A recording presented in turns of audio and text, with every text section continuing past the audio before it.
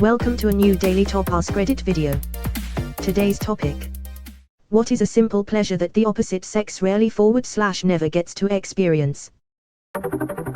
Pissing standing up in a bush. This. Being able to piss literally anywhere. Edit, I have all girls. It's very apparent to me. Boys can just do them. We got our squat plan on lock though. Edit, I can't respond. I'm a single dad and have 2 beautiful babies. The ladies. It's weird in public. I'm a tiger daddy and I kinda feel like I should start a blog about the ducking BS I get. It's weird. Edit 2, I don't babysit my babies. I can't tell you how many men are caretakers to their babies. Internet. I'm a single dad with an 8-yo and a 3-yo. It's us. I'm daddy. I'm doing all the stuff. There's no one else. It's weird and really fucking hard. This is getting crazy. I've never posted. I'm going to make a post that is just me being a dad of 2 little ladies. I'm open to all the questions and nonsense that comes. I'll Askreddit. Hey. For real though. I'd like to do a thing on Askreddit about single dads. It's a hard place to be and it's really hard in a work environment when you're in management or sales or any position tbh. I'm not comparing. My ex is hustling just as hard and we work together, but I think good dads don't have a space to vent. The other people on the bus may disagree with that. Wearing a light suit dress on a hot day. 100% this. I feel for men who have to go to work in a suit in the middle of summer, when I got to wear a tank top and skirt. Bring back the toga. That feeling when you take off your bra after a very long day. Is that better than never having to deal with wearing a bra in the first place? I'm for the free people movement, but I get self-conscious when my nips stick out lol. Sometimes upper boobs hurt. I only wear sports bras now and will never go back to underwire bras ever again. Since it's been cold, all I wear is hoodies, so I don't even wear bras anymore when I go out. If it gets warm, then I wear my only nursing bra that's looser than a sports bra. Sometimes I grab my breast and just jiggle them around a bit. Not sexual, just because I can.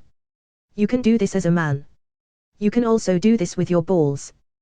That and sticking your hand in your bra just to have somewhere to put it lol, plus it's very warm. A good ball scratch. Pinch and twist method. Edit, I am being told that it is called the pinch and roll method.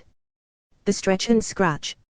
Or just sitting there, browsing Reddit and just holding them. You just made me realize something. Pockets. Pockets everywhere. I'm still pissed cargo shorts are frowned upon. They are purse pants and it's a necessity with small kids. I'm 35 years old and I still wear cargo shorts and I don't give a fuck, and if I ever hear anyone make a joke about cargo shorts, I remember that shit when we go somewhere and they ask me to hold something in my pockets for them. Wiggling your nuts so they unstick from your thigh. Yes. Where you stand with our legs spread a little bit and swing your hips back and forth. Or the extra long step when you're on the move. The amount of camaraderie from drunk girls in a bathroom. Yes, I just commented this too. Love and light to all the lovely strangers I've met over the years in club toilets. Amusingly, my wife met some drunk girls in a bathroom, helped them a little, and I got a promotion out of it. I had won a sales contest for the company I worked for. All expenses paid cruise, they rented the whole boat. Norwegian Cruise Lines. 4,000 salespeople globally, 100s of us won. She was in the bathroom, and 2 women were just shit-faced drunk on the pre-party for the cruise ship. She helped them out, they liked her. It turned out that their husbands both worked for the Southwestern Region Manager of the USA, and as such things go, they introduced me to their husbands, who introduced me to the regional manager, who hired my sorry ass and had the company pay for my green card. So the drunk camaraderie in the bathroom was the key element to the whole thing. Thank you, drunk women in bathrooms. It changed my life. Drunk girls in a bar are amazing. I had a group stop me to hug me so they could smell like me. I can hear this comment. Getting to put their phone in their pocket. Getting asked out on dates and getting flowers. Not never, but men rarely experience these things. So in high school, this girl who I had a crush on but was afraid to ask out came up to me shaking. Her voice was quivering and she asked if I wanted to go out. She was afraid I would reject her. I never felt so attractive, so wanted and so earth-shakingly flattered as I did then. It gave me a big enough ego boost to shoot her down and try for the really hot cheerleader. JK, I said yes. Ah, that reminds me of the time my high school sweetheart told me she liked me on MSN Messenger. It was the best day of my high school life, LMAO, and the funniest thing was that she was like, I want to say something, and then my internet cut out, and by the time I got my internet back up, it was like, I like you. Like you. And then because I didn't immediately reply because my internet was out, she started panicking and was like, I'm sorry, I shouldn't have said that. It's weird now, isn't it? I regret everything. And I was like, LMAO, are you serious? No, my internet just cut out. I'm very happy you said this, I feel the same way. And then we dated for a couple of years and I was head over heels for her and she felt the same way back, and then her mother moved her and her family back to England. I live in Australia, and it broke my heart and fucked me up for years. Fond memories. Edit, to give you guys some closure, we did do long distance for a number of years. We used to sadly joke to each other that we were like Romeo and Juliet because we were young and in love and separated by something we couldn't help, distance and family. We dated from when we were 14 to 16 IRL, and then we were long distance for another couple of years. But you know how it is, you can't waste your youth forever waiting for a missed opportunity. So by the time we were 18, 19, we had acknowledged that while we still loved each other deeply, that life had to go on, so rather than stop each other from experiencing life and other relationships in our youth, we agreed to end it.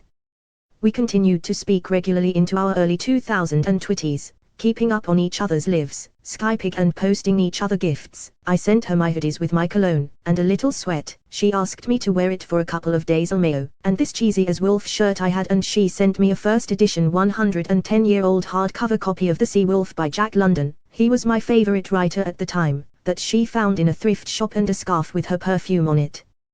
The book is still one of my most treasured possessions, but the perfumed scarf is long gone now, and she even came to Australia to visit a couple of times, but it was never like it was before.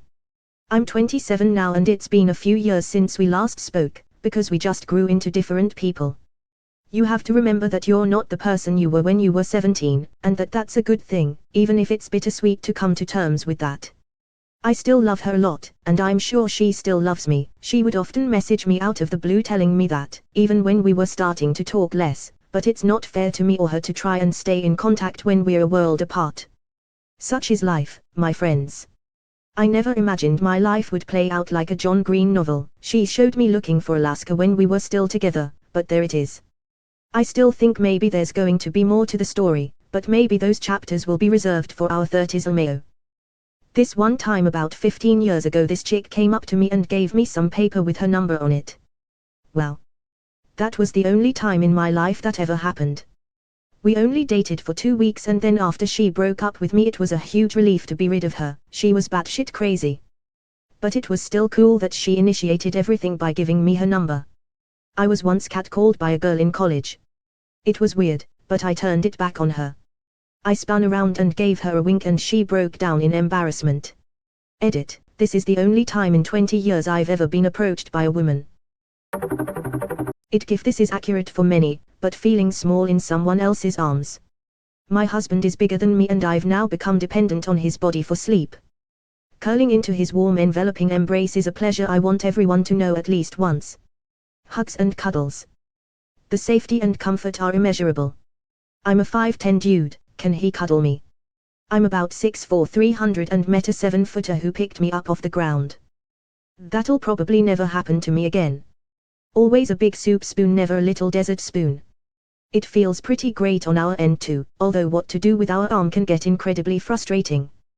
But holding someone, feeling them fit into you, feeling their warmth and slow breath, knowing you can make someone feel safe, is incredibly satisfying and peaceful. Also, we're all very sorry for snoring directly into your ear. Okay, hear me out, snuggling with a pillow under the little spoon's head right below the big spoon's shoulder so the free arm can go above the person's head and not under the body. When you don't have to smother your vagina with pads after a full week of being uncomfortable. I mean, as a guy, I would say that I've also experienced how it feels to not smother my vagina with pads. Oh, you don't know the relief of seeing that last brownish spot and think, screw it, my underwear can take this. She can breathe again. What a relief. Few girls will ever experience the sensation of running your hand up the back of your head after a buzz cut. Or the first shower post-buzz cut. It's magical. Heck yeah, that I can just smear a little shampoo around and be done feeling is the best. I have a shaved head due to alopecia. The last week or so has been really fun, and whilst not having hair can suck, oh my god, I love rubbing my head. It's become my new go-to thinking movement. G.I. Jane 2, can't wait to see it.